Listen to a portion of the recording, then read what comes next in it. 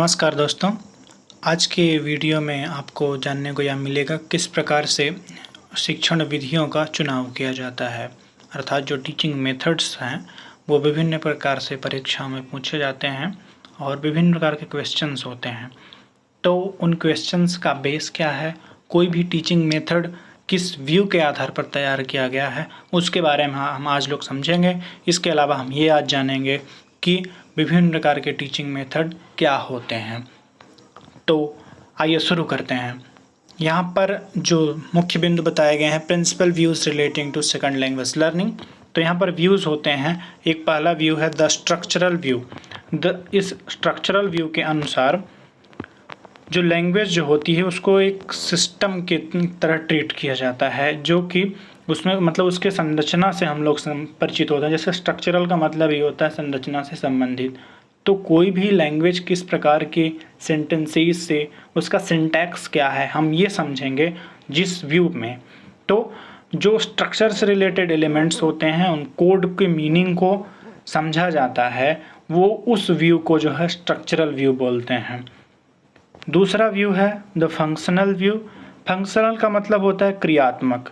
मतलब कोई भी अगर जैसे भाषा है तो भाषा किस प्रकार से क्रिया करेगी उसके बारे में इस व्यू में समझा जाता है। इसके आधार पर, उसके फंक्शन के आधार पर टीचिंग मेथड तैयार किया जाता है। तो इसमें इस व्यू के अंदर हम लोग ये समझते हैं कि लैंग्वेज जो है वो एक व्हीकल है, मतलब एक माध्यम है एक्सप्रेस करने का और ख़ुद को अकम्प्लिश करने का, मतलब ढालने का certain function such as requesting something. मतलब किसी भी कंडीशन में अब खुद को एक्सप्रेस करने का, मतलब कुल मिलाकर के लैंग्वेज का जो मेन मोटो होता है, मेन फंक्शन जो होता है, उस फंक्शन को टारगेट करके, मतलब उस फंक्शन का टारगेट को पूरा करने के लिए जो टीचिंग मेथड तैयार किया जाता है वो फंक्शनल व्यू पर बेस्ड होता है। तीसरा व्यू है the interactive view. Interactive view मतलब इंटरैक्शन।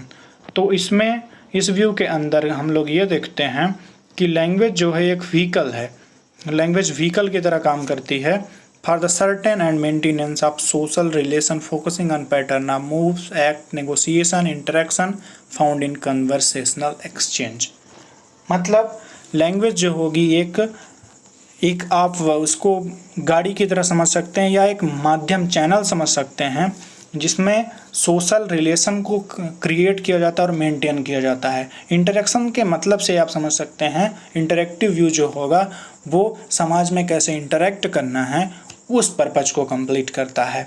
तो सोशल रिलेशन को मेंटेन करने के लिए और मूव्स मतलब हम समाज में कैसे बोलें वो मूव होगा अपना, या कि कोई भी कैसा मतलब हम किस स्टिमुलस को कैसे रिस्पॉन्ड करेंगे किस लैंग्वेज में, उसमें हमारा मूव क्या होगा उसको समझने के लिए, और नेगोशिएशन और इंटरेक्शन जो होते हैं उनको पूरा उन उद्देश्यों को पूरा करने के लिए इंटरेक्टिव व्यू के आधार पर टीचिंग मेथड तैयार किया जाता है।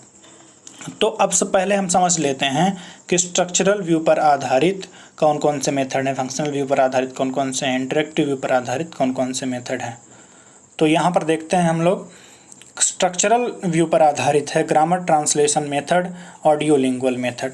यहाँ पर जानने की ज़रूरत है कि ग्रामर ट्रांसलेशन मेथड किस प्रकार से स्ट्रक्चरल व्यू पर बेस्ड है। तो ग्रामर ट्रांसलेशन मेथड से जैसे आप परिचित हैं, ग्रामर ट्रांसलेशन मेथड में सबसे पहले उसमें सिंटैक्स सिखाया जाता है, स्ट्रक्चर सिखाया जाता है लैंग्वेज का। सबसे पहले उसे ग्रामर बताया जाएगी कि नाउन क्या होता है, एडजेक्टिव क्या होता है, वर्ब क्या होता है, एडवर्ब क्या होता है। फिर उसको एक सेंटेंस बनाने के लिए बताया जाएगा और फिर वो पहले अपनी मातृभाषा से, मदर टंग से उसको ट्रांसलेट करेगा। इसीलिए grammar translation method structural view पर बेस्ड है। ऐसे ऑडियो लिंगुअल मेथड है। तो ऑडियो लिंगुअल मतलब कि जो बोल रहे हैं वही उसमें लिखा जाएगा। तो ये ऑडियो लिंगुअल मेथड हुआ। ऐसे ही यहाँ पर फंक्शनल होना चाहिए था। फंक्शनल व्यू पर आधारित दूसरा जो है वो सिचुएशनल लैंग्वेज टीचिंग है, मतलब सिचुएशन के बेस पर। तो ये फंक्शन हुआ उसको। तो सिचुएशनल लैंग्वेज टीचिंग जो होती है फंक्शनल व्यू पर बेस्ड है। ऐसे इंटरेक्टिव व्यू पर बेस्ड है डायरेक्ट मेथड। डायरेक्ट मेथड को ही ओरल मेथड या नेचुरल मेथड कहते हैं। मतलब ये इसमें नेचुरली भाषा को सिखाया जाता है ना, उसमें कोई ट्रांसलेशन या मदर टंग को कोई जगह नहीं दी जाती है, इसलिए उसे नेचुरल मेथड कहते हैं। और दूसरा मेथड है कम्युनिकेटिव लैंग्वेज टीचिंग। तो ये कम्युनिकेशन इंटरेक्शन दोनों एक दूसरे से रिलेटेड हैं, तो इंटरेक्टिव व्यू पर बेस्ड होगा कम्युनिकेटिव लैंग्वेज टीचिंग। अब हम विभिन्न प्रकार की जो टीचिंग मेथड्स होते हैं उनके बारे में जानेंगे। तो सबसे पहला मेथड है द डायरेक्ट मेथड। मतलब इसमें अब डायरेक्ट मेथड क्या होता है इसको समझते हैं। डायरेक्ट मेथड में टीचिंग जो होती है वो पूरी तरह से टारगेट लैंग्वेज के थ्रू की जाती है। मतलब जैसे कि मुझे आपको अगर नाउन पढ़ाना है तो मैं उसमें हिंदी या गुजराती या कोई भी मदर टंग है उसका यूज़ नहीं करूँगा, मैं सिर्फ इंग्लिश बोलूँगा। जैसे कि today we are going to learn, today we are going to study noun, what is the definition of noun, how do you understand this. तो यहाँ डायरेक्ट मेथड होगा और लर्नर को यहाँ पर अलाउ नहीं किया जाता है किसी तरह से कि वो अपनी मदर टंग को यूज करे, क्योंकि जब मदर टंग को यूज करेगा तो वहाँ पर डायरेक्ट मेथड नहीं हो पाएगा, वो फिर बाइलिंगुअल मेथड हो सकता है और ग्रामर कम ट्रांसलेशन मेथड हो सकता है। तो इसे मदर टंग का यूज़ नहीं किया जाएगा। हम जो है इसमें शब्द को सिखाने के लिए किसी कंक्रीट थिंग को प्रेजेंट करते हैं। जैसे मुझे बताना है कि डंकी मीन्स होता क्या है, तो हम डंकी मीन्स गधा कभी उसे नहीं बताएंगे, हम सीधे डंकी का एक पोस्टर ला सकते हैं या कोई चित्र ला करके कक्षा में दिखा सकते हैं और उसमें लिखा रहेगा डंकी। तो बच्चे के लिए सिर्फ वो अपना सिंबल अपने मन में क्रिएट कर लेगा कि डंकी ऐसा होता है और उसे हिंदी जानने की ज़रूरत नहीं होगी, हिंदी से इंग्लिश में ट्रांसलेशन करने की ज़रूरत नहीं होगी। तो इस प्रकार से होता है डायरेक्ट मेथड। ग्रामर रूल्स को अवॉइड कर दिया जाता है इसमें and there is emphasis on good pronunciation पे जोर दिया जाता है। अब डायरेक्ट मेथड का एक दोष जान लीजिए, इसका डिमेरिट ये है कि इसमें पूरी तरह से फोकस किया जाता है बच्चे के बोलने पर, उसको जो है राइटिंग में प्रॉब्लम आती है। तो डायरेक्ट मेथड इस प्रकार से प्रॉब्लमेटिक हो सकता है। वैसे ये तो बहुत अच्छा है क्योंकि ये साइकोलॉजी के जो प्रिंसिपल्स हैं उन पर बेस्ड है और इसमें बच्चा एक्टिव रहता है। तो इस प्रकार से हुआ डायरेक्ट मेथड। अगले मेथड पर चलते हैं, ये ग्रामर ट्रांसलेशन मेथड है। ग्रामर ट्रांसलेशन मेथड को जैसे मैंने अभी आपको बताया था कि सबसे पहले इसमें ग्रामर के रूल्स बताए जाएंगे और फिर उसको मदर टंग से उसको टारगेट लैंग्वेज में, मतलब जो सेकंड लैंग्वेज है उसमें ट्रांसलेट किया जाएगा। जैसे यहाँ पर लिखा है grammar rules are to be memorised and long list of vocabulary learned by heart. तो बहुत सारी वोकेबलरी इसमें बच्चों को रटना पड़ता है। There is little or no emphasis placed on developing oral ability. तो इसकी यही एक डिमेरिट है कि इसमें बोलने पर मतलब कि हमारी जो वाचन कौशल है उस पर जोर उतना नहीं दिया जाता है। इसमें बच्चा वाचन कौशल में लैग कर जाता है। जैसे कि आप लोग जो है अंग्रेजी सीख रहे हैं बहुत सालों से, लेकिन हमें आपको अंग्रेजी बोलने में झिझक होती है क्योंकि आपको वो प्रवाह नहीं दिया गया। आपको ग्रामर ट्रांसलेशन के मेथड के माध्यम से पढ़ाया गया है। तो ये है ग्रामर ट्रांसलेशन मेथड का एक डिमेरिट। लेकिन यहाँ पर जानने की ज़रूरत है, ग्रामर ट्रांसलेशन मेथड जो होता है वो प्राइमरी लेवल के लिए बेस्ट होता है और इसी प्रकार से डायरेक्ट मेथड जो होता है वो भी प्राइमरी लेवल के लिए अच्छा होता है। अब अगला मेथड है ऑडियो लिंगुअल। तो ऑडियो लिंगुअल मेथड में क्या करते हैं कि इसमें लैंग्वेज की जो लर्निंग होती है वो एक्वायरिंग हैबिट है। मतलब हमें कोई भी हैबिट को एक्वायर करना है, मतलब बोलने का अभ्यास करना है। There is much practice of dialogues of every situation. यहाँ पर बच्चों को डायलॉग्स के माध्यम सिखाया जाता है, उन्हें डायलॉग बोलना सिखाया जाता है, हर सिचुएशन पर कैसे डायलॉग बोलना है। तो वो डायलॉग बोलना सीख जाएंगे तो इस तरह से उनके दिमाग में हर सिचुएशन से रिलेटेड एक डायलॉग होगा और इससे वो पहले तो इसमें टॉप टू बॉटम मेथड का यूज़ किया जाएगा। टॉप टू बॉटम अप्रोच जो होता है। New language is first heard and extensively drilled before being seen in its written form. मतलब ये है कि कोई भी लैंग्वेज जो होती है उससे सबसे पहले सुना जाता है और उससे अच्छी तरह से प्रयास किया जाता है उसका, जब तक कि उसको लिखने के पहले। तो एक तरह से आप इसको समझ सकते हैं कि ये बिहेवियरिस्ट अप्रोच पर है। इसमें ये पूरी तरह से टीचर पर बेस्ड होता है, क्योंकि जैसा कि वाटसन ने कहा था बिहेवियरिस्ट हैं वो, और वो कहते हैं कि हम किसी भी बच्चे को आप जैसा कहिए हम वो बना सकते हैं इसको। तो ये अभ्यास पर बल देते हैं। तो ऑडियो लिंगुअल मेथड जो है बिहेवियरिस्ट अप्रोच पर बेस्ड है। अगला मेथड है the structural approach. Structural approach कैसा होता है? स्ट्रक्चरल अप्रोच जो होता है इसमें लैंग्वेज को ऐसे ट्रीट किया जाता है कि वो ग्रामेटिकल रूल्स का एक कॉम्प्लेक्स है। मतलब उसमें बहुत सारे ग्रामेटिकल रूल्स होते हैं और उनको सबसे पहले लर्न किया जाना चाहिए और एक सेट ऑर्डर में पहले लर्न किया जाना चाहिए। So for example the verb to be is introduced and practice before the present continuous tense which uses to be as an auxiliary. मतलब ये है कि सबसे पहले अगर हमें बताना हो कि प्रेजेंट कॉन्टिन्यूअस टेंस में वर्ब के साथ ing यूज़ किया जाता है, जैसे कि हमें बताना हो कि दे आर गोइंग, तो सबसे पहले हमें वर्ब जो टू बी होती है उससे परिचित कराना होगा। तो स्ट्रक्चरल अप्रोच से आप समझ सकते हैं कि पहले बच्चे को स्ट्रक्चर से परिचित कराया जाएगा। स्ट्रक्चरल अप्रोच जो है वो ग्रामर क्रम ट्रांसलेशन मेथड से काफ़ी मिलता जुलता है। अगला मेथड है सजेस्टोपीडिया। सजेस्टोपीडिया के माध्यम से ये मेथड इस बात पर बिलोंग करता है कि language can be acquired when the learner is receptive and has no mental blocks।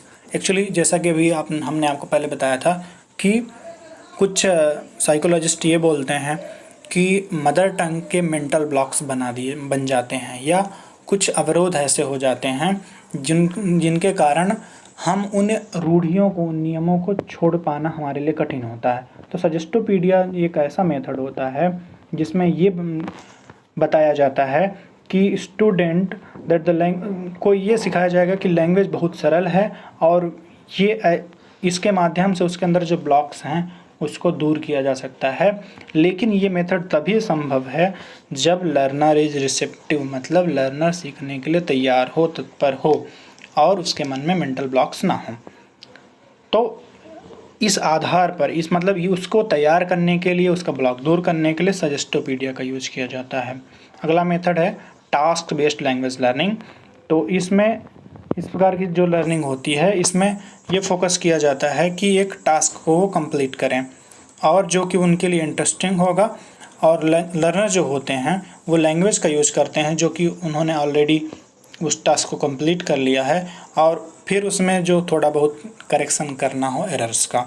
तो टास्क बेस्ड लैंग्वेज लर्निंग ये होगी कि हमने उनको किसी काम में लगा दिया, या कि हमने ये कह दिया कि आप इसे पढ़ लीजिए और इस पर आपको विचार व्यक्त करना है, एक्सप्रेस करना है खुद को। तो उस टॉपिक पर बच्चे बोलेंगे और उस पर जो कमियां होंगी उसे जो है शिक्षक दूर करेगा। तो जो लिटिल करेक्शंस होते हैं उनको टीचर करने का काम करेगा। तो इस प्रकार से टास्क बेस्ड लैंग्वेज लर्निंग ये होगा कि हम सबसे पहले उनको टास्क देंगे, उसके बाद टास्क को कंप्लीट करने में उनके अंदर जो कमियां आ रही हैं उसे दूर करेंगे। अगला जो मेथड है the natural approach. Natural approach को आप डायरेक्ट मेथड कह सकते हैं, ये उससे रिलेटेड है। This approach produced by professor S Krashen, इनका नाम मत भूलिएगा। जो नेचुरल अप्रोच के प्रवर्तक हैं या फाउंडर हैं वो एस क्रेसन हैं। एस क्रेसन इस बात पर जोर देते हैं कि फर्स्ट और सेकंड लैंग्वेज की जो लर्निंग होती है उसमें सिमिलरिटीज़ होती हैं कुछ, उसमें मतलब उसके जो मिस्टेक्स होती हैं उनको करेक्ट नहीं किया जाना चाहिए। Language learning takes place by the student being expose to language that is comprehensible or made comprehensible to them. मतलब ये है कि लर्निंग लैंग्वेज की तब होती है जब बच्चों को एक्सपोज किया जाए, उनको वातावरण दिया जाए बोलने का, और जो ऐसा वातावरण है जो उनके लिए समझने लायक हो। तो इसे डायरेक्ट मेथड से काफ़ी जुड़ा समझ सकते हैं आप। अगला जो मेथड है टोटल फिजिकल रिस्पॉन्स, ये बहुत ही इम्पॉर्टेंट मेथड है, इस पर बहुत सारे प्रश्न बनते हैं। तो इसका फुल फॉर्म भी पूछ लिया जाता है, तो इससे आप परिचित रहिए। टोटल फिजिकल रिस्पॉन्स होता है इसका मतलब। तो total physical response works by having the learner respond to simple command such as stand up, close your book, go to the window and open it. The method stresses the importance of oral comprehension। यहाँ पर जानने की ज़रूरत ये है कि जो total physical response होता है इसमें बच्चा ज़रूरी नहीं है कि वो कैब से वो परिचित हो, उससे हम पूरा संकेत करेंगे। जैसे हमें कहना है कि जाओ खिड़की खोलो, तो हो सकता है इंग्लिश में उसे न पता हो कि विंडो का मतलब क्या है, लेकिन जब हम विंडो की तरफ इशारा करेंगे और उसे बताएंगे कि go to the window and open it, तो जब हम उसकी तरफ इशारा करके बोलेंगे तब बच्चा समझ जाएगा फिजिकल रिस्पांस के थ्रू। तो यहाँ टोटल फिजिकल रिस्पांस एक तरह से ये इंटीग्रेटेड होता है डायरेक्ट मेथड में। अगला मेथड है communicative language teaching. Communicative language teaching इस बात पर फोकस करता है कि बच्चा अच्छी तरह से कम्युनिकेट कर पाए, कम्युनिकेशन के लिए जो जो चीज़ें ज़रूरी होती हैं उसे। तो the focus of this method is to enable the learner to communicate effectively and appropriately in the various situations she would be likely to find herself in। मतलब ये है कि various situation, डिफरेंट प्रकार के जो situations होते हैं उन situation में जो लर्नर है वो अच्छी तरह से इफ़ेक्टिवली और अप्रोप्रिएटली कम्युनिकेट कर पाए। किसी भी सिचुएशन में अपने आप को एडजस्ट कर सके, अपनी बात कह सके। तो इस उद्देश्य को ध्यान में रख करके जो मेथड तैयार किया गया है वो है communicative language teaching method. The content of CLT are functions such as inviting, suggesting, complaining or notions such as the expression of time, quantity, location। इसमें प्राइमरी लेवल पर ये बता रहा है आपको कि प्राइमरी लेवल पर बच्चे के लिए इसमें क्या टारगेट हो सकते हैं। Complaining, notions, expressions of the time, quantity, location, मतलब छोटी छोटी बातों को एक्सप्रेस कर सके, बता सके। और अंतिम जो मेथड है द साइलेंट व्यू। तो इस मेथड को साइलेंट इसलिए कहा जाता है कि इसमें ये एम करता है कि teacher is to say as little as possible in order that the learner can be in control of what he wants to say. No use is made of the mother tongue. मतलब वो mother tongue का use नहीं करेगा, इसमें teacher कम से कम बोलेगा और इसमें बच्चों को पढ़ने का मौका दिया जाएगा। तो इस प्रकार से ये इम्पॉर्टेंट टीचिंग मेथड्स थे जो कि विभिन्न प्रकार के जो टीचिंग एग्ज़ाम्स होते हैं लैंग्वेज पेडागोजी में, ऐसे बहुत सारे इससे रिलेटेड क्वेश्चंस आते हैं। ये आपके लिए बहुत ही महत्वपूर्ण वीडियो है। आगामी वीडियो में हम जो कुछ मेथड्स छूट गए हैं और डिफरेंट टाइप के जो लैंग्वेज टीचिंग में अप्रोच होते हैं उनके बारे में हम चर्चा करेंगे। तो हमारे चैनल के साथ जुड़े रहिए। अगर वीडियो पसंद आया तो इसे लाइक करिए और अपने दोस्तों के बीच भी शेयर करिए ताकि ये ज़्यादा से ज़्यादा लोग इसका लाभ ले सकें। Thank you.